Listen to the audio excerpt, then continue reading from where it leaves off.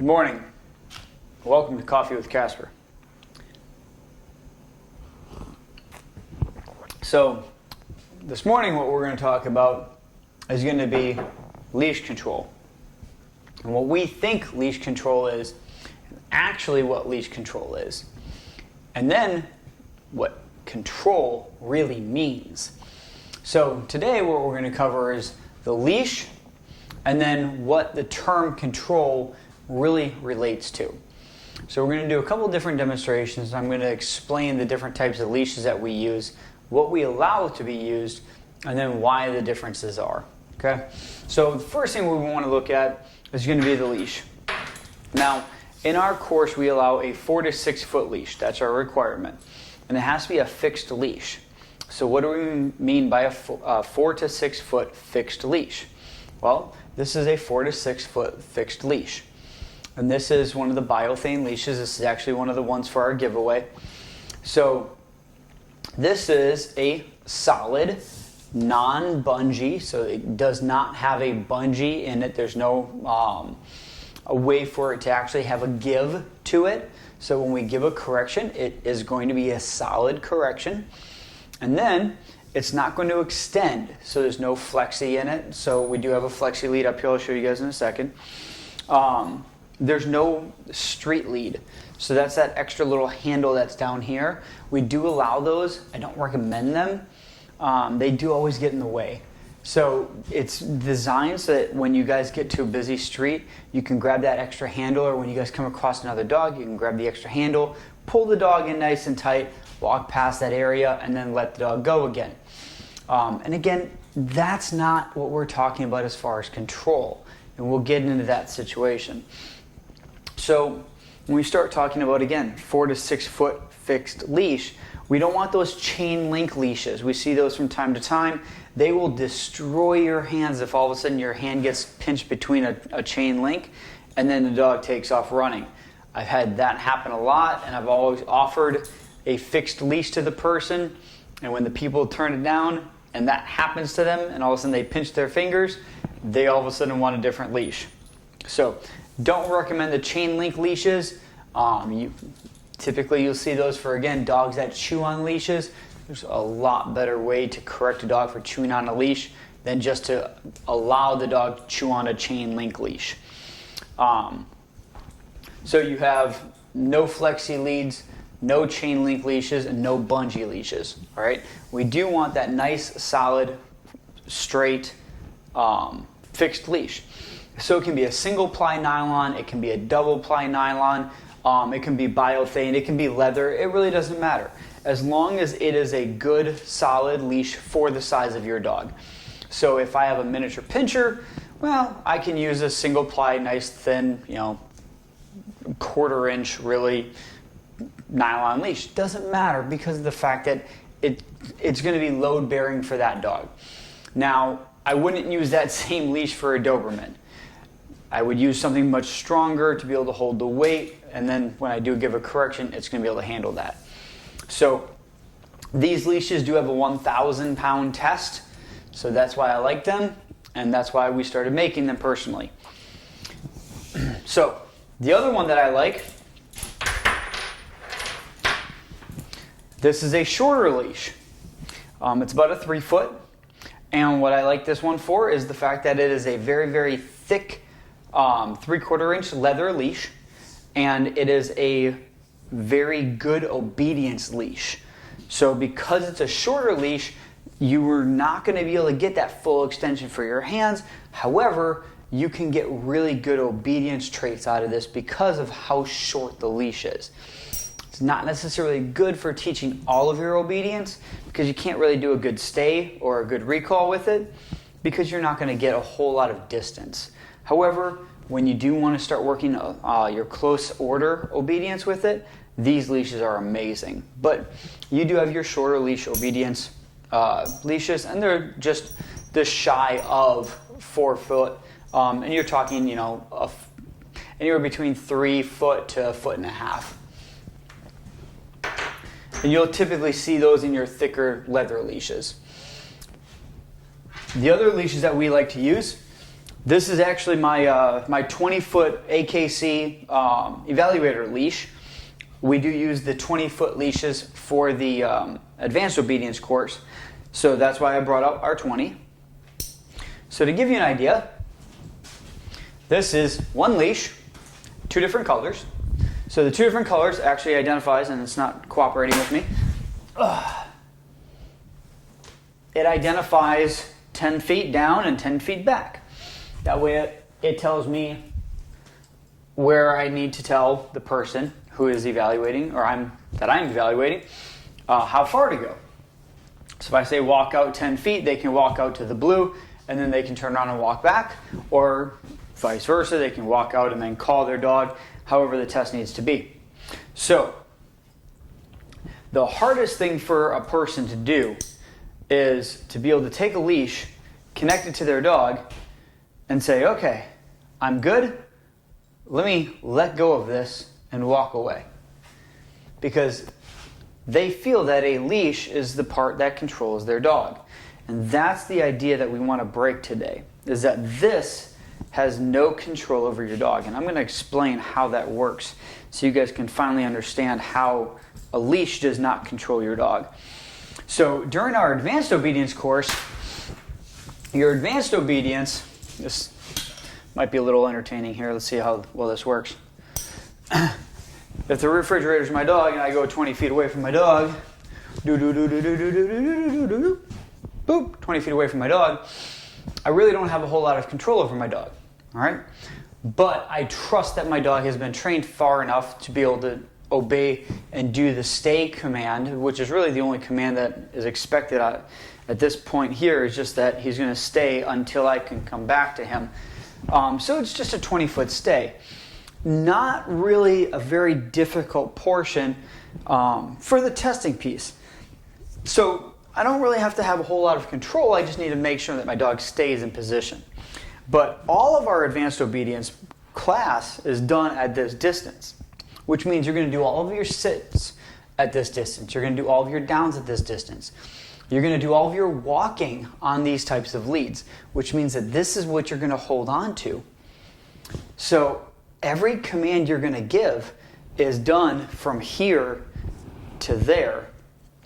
And that's all the control that you need. And that's why control is something that is not done through a leash. So I want to be able to kind of get through that concept once we start explaining how this works.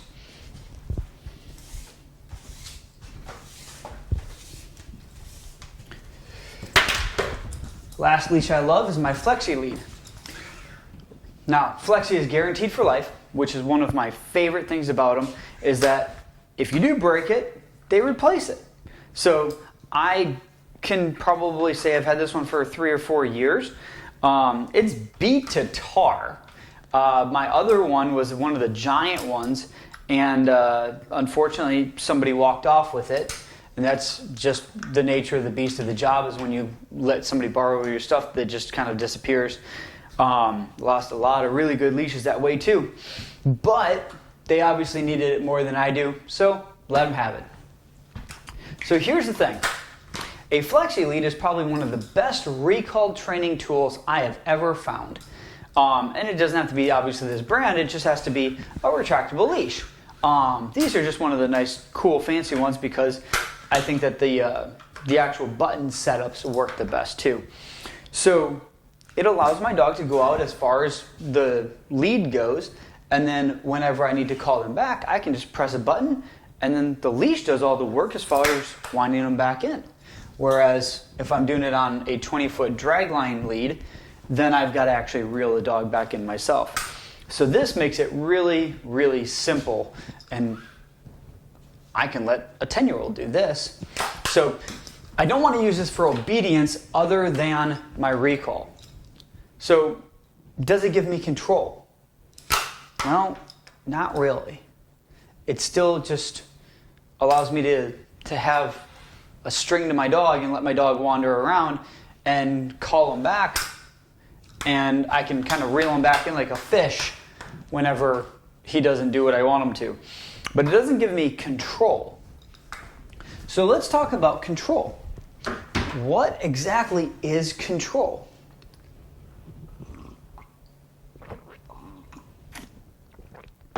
Well, I'm going to bring out a dog real quick. And I'm going to control him while he comes out here. So give me 1 second. I'm going to show you me controlling this dog.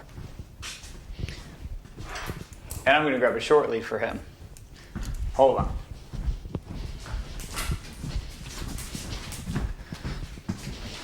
So this is Gort. And Gort is just a goofball. But you'll notice that Gort does not have a whole lot of obedience in him at all.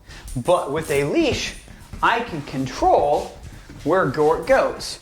So if Gort wants to go that way, I can pull him back this way. The really nice thing about this is the fact that there's not carpeted floors, because Gort weighs about 130 pounds. So if Gort wants to go someplace, Gort can really go there, and you'll notice that he's decently strong. So without necessarily correcting him and yanking him all over the place, I can still control wherever he goes. So if I want him to go this way, I can guide him and I can pull him this way, but if he wants to go back, I pretty much have to fight with him to get him to not go a specific way. But I still have control of him, right? You know, I can control this, 130 pound animal, because if he wants to go to that room, I can pull him back and say, no, you're not going to go that way. So that's control, right? What do you think? Do you think that's control? I don't agree with that. I don't think that that's control. I don't think that that's control in any way at all. Because control isn't the fact of me having to force my dog to do something or make him have to drag him back when I'm talking or trying to get him to do what I want him to do.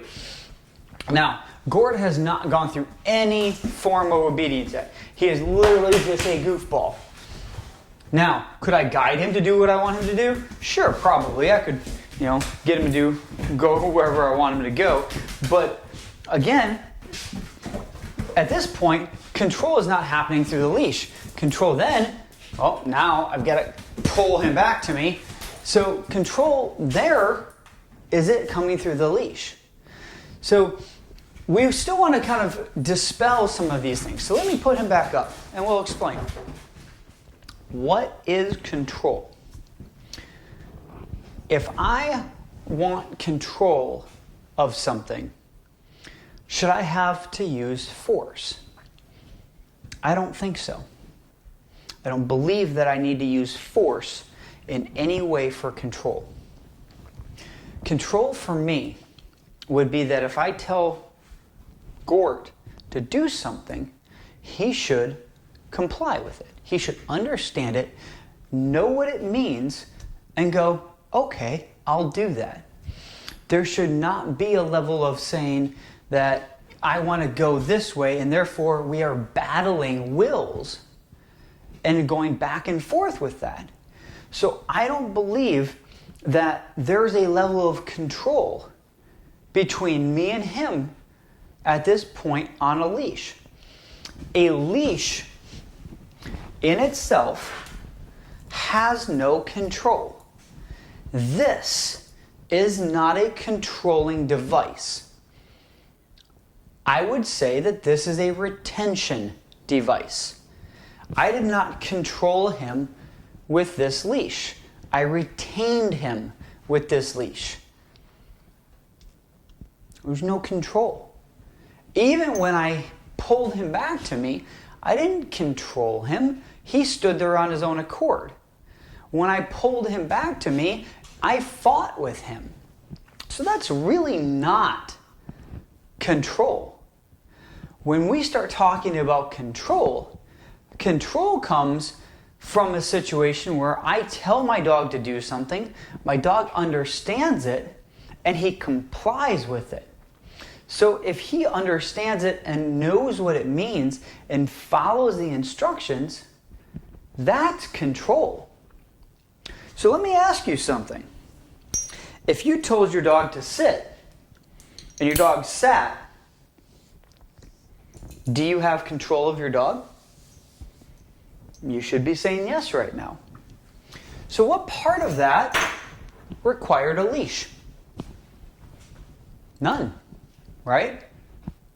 So if your dog is in the backyard playing around and you have control of your dog and you tell your dog to come and your dog stops what they're doing, turns around and comes back to you, what part of that required a leash? You should be saying none. When you're walking your dog perfectly at your side down the road and your leash is in your hand and it's dangling down to your dog and you're trotting along in a perfect walking heel position, what part of that requires the leash? None. It's just there. It's there as a retention device in case something happens. It's also there in case you need to do a correction. But it's not there as a controlling device. You're not controlling your device. You're not controlling your dog. If all you're doing is holding a loose leash. Now, this is one of the hardest things that I have to get over so that people can understand that this does not control your dog. And I'll show you the difference. I'll be right back. So, if I turn around and I take Axe and I clip Axe up,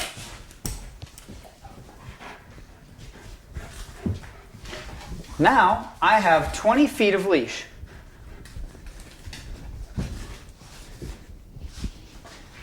Watch. Wait. Now, this is the hardest thing that I have to teach people. I have 20 feet of leash here. Where do people want to hold? They want to hold right here so that they can control their dog. This is the part of control. I don't control my dog from here. This doesn't control my dog.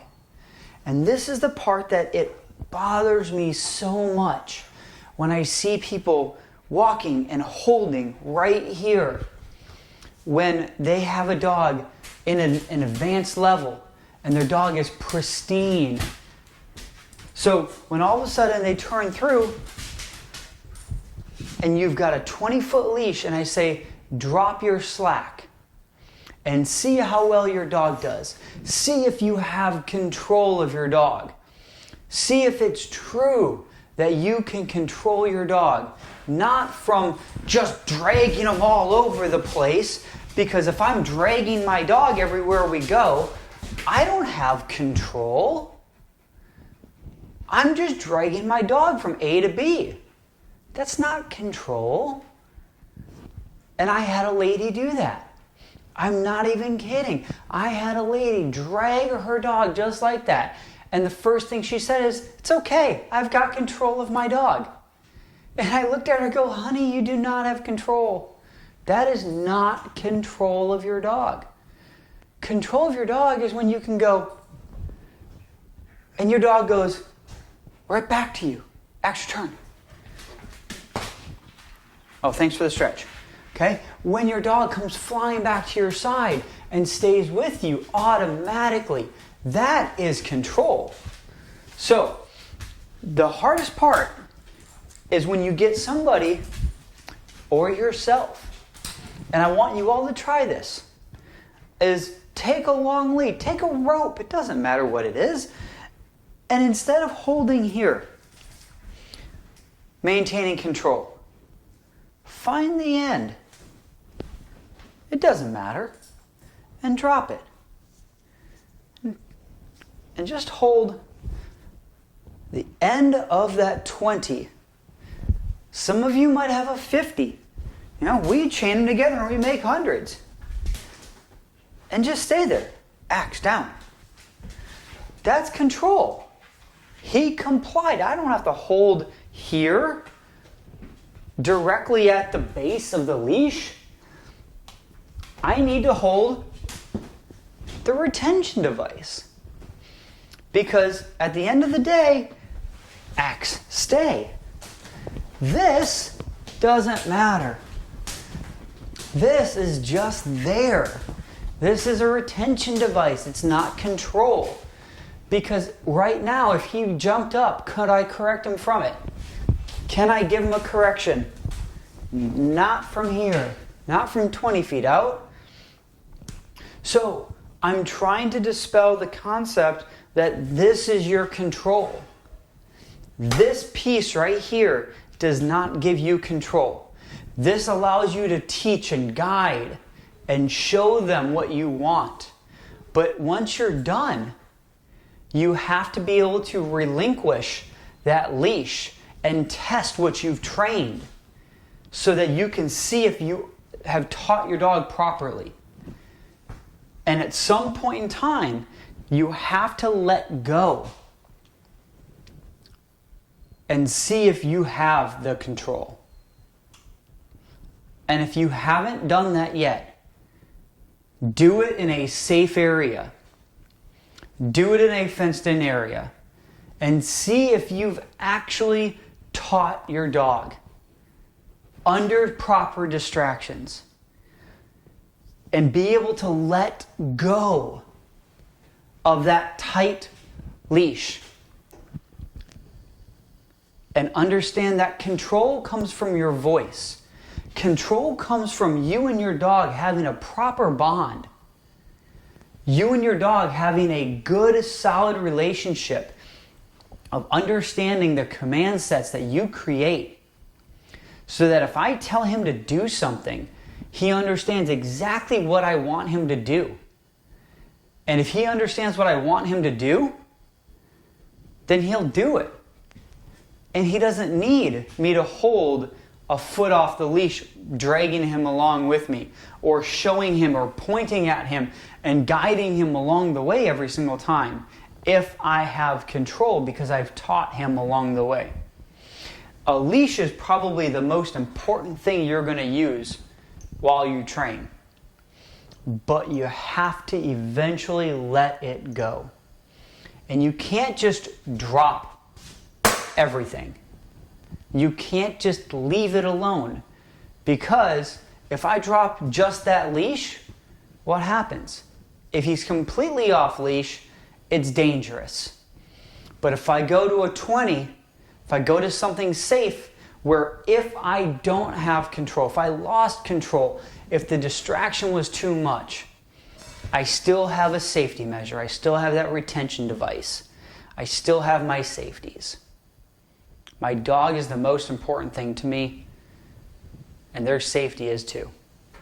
So, at this point, I want to make sure that I do still have control. So, Axe, get my leash.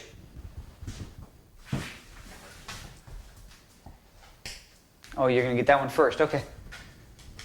Oh, next. So I still have control. He's still working. He's still on leash. Good boy. So I want to make sure at all points in time I have control of my dog. It might be on 20 feet of leash. It might be on 1.5 feet of leash. It doesn't matter, guys. But control comes from the dog understanding the terms that we use, the voice that we have, the commands that we teach, not from us dragging our dog around in public and trying to say, yeah, this is my control. The leash does not gain us control. The leash is a guidance and a retention method so that we can show our dogs what we want, so we can teach them. And then we can gain control from that. All right? Axe down. I hope you guys learned something from this. I hope you guys practice it. I hope you guys challenge yourselves more than anything else. Because only by challenging ourselves as handlers, we can get better as people to work our dogs and make that bond better. Our dogs are trying. Our dogs are trying more than anything we can think of. All right, they watch us every day. They try to figure us out every single day, every single minute. We have to be the best that we can be so that we can do it for our dogs. Challenge your dogs every single day. Do something special. Do something nice. Give them a challenge. All right? Fun thing is, I'm trying to get him to put laundry into the wash machine right now. We were specifically asked to do videos on how to do individual tricks. So that's one of the things that I'll start to do. Ask for things that you guys want. You know, we got them on Instagram and stuff like that, but I haven't seen anything on YouTube, guys. So you're failing me here. You know, step it up. Give me some comments as far as what you guys want to see, because I can only do what you guys ask. But this is one of the ones that I saw during class. Every time I see downfalls in class, I'm going to start making videos on them. I want you guys to be as successful as possible. Make sure that you guys are pushing yourself to be better. All right, we can only be as good as we can possibly be if we correct our mistakes. All right, enjoy your coffee, guys. I love you all. Thank you for watching. Take care of yourselves. Take care of your dogs. Train every day.